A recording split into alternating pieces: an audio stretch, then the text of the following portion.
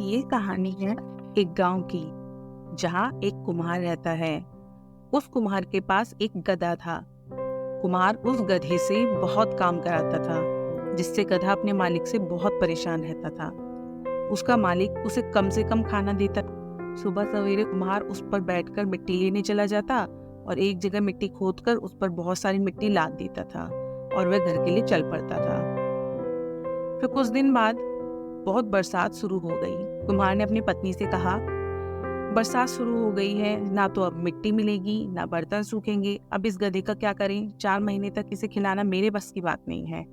कुम्हार की पत्नी ने कहा, आप चिंता क्यों करते हो? आप गांव के बाजार में जाकर खड़े हो जाओ।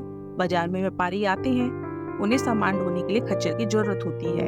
आप इसे ले जाकर इससे बोझा उठवाइए, इससे पैसे भी मिलेंगे और इसकी खाने की चिंता भी नहीं करनी पड़ेगी। कुमार अगले दिन ही बाजार में पहुंच जाता है। वहां से वह बोझा तय करके गधे पर रख देता था। खाली समय में गधा अन्य गधों के साथ खड़ा रहता था। एक दिन कुम्हार का गधा खड़ा था और वो दूसरे गधे से कहता है, भाई तुम्हारा मालिक भी क्या ऐसा ही करता है? मेरा तो बहुत मेहनत करवाता है। तो दूसरा गधा उससे कहता है, भाई मालिक तो सभी के एक से होते हैं, लेकिन मैं तो अपनी बुद्धि से उसे बेवकूफ बनाता हूँ। जैसे मेरे मालिक ने कल मेरी पीठ पर नमक लाद दिया और मुझे नदी के रास्ते जाना था।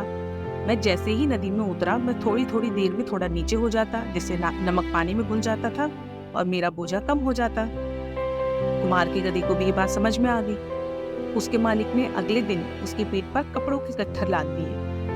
गधा जैसे ही नदी में गया, उसे दूसरे गधे की बात याद आ गई। वो बार बार अब नीचे बैठने लगा। लेकिन ये क्या, जैसे ही वह नीचे बैठकर उठा तो उसका गट्ठर और भारी हो गया। कपड़े पानी से भीग गए और कपड़ों में पानी भर जाने के कारण वे और भारी हो गए।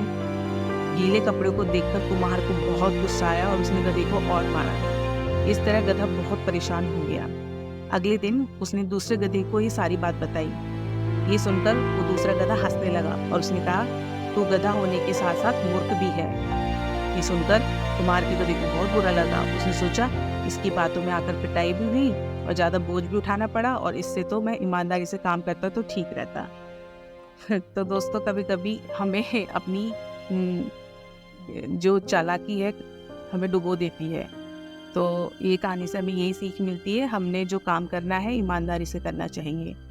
तो दोस्तों, मैं अपनी कहानी यही समाप्त करती हूँ। आशा करती हूँ आपको मेरी ये कहानी भी अच्छी लगी होगी और आगे भी अच्छी अच्छी कहानियों के साथ आपसे मिलती रहूँगी। और प्लीज़ प्लीज़ प्लीज़ हमारे परिकथा चैनल को ज़्यादा से ज़्यादा लाइक, शेयर और सब्सक्राइब करें। धन्यवाद करती हूँ मेरी कहानी सुनने के लिए। नई कहानी के साथ मिलूंगी।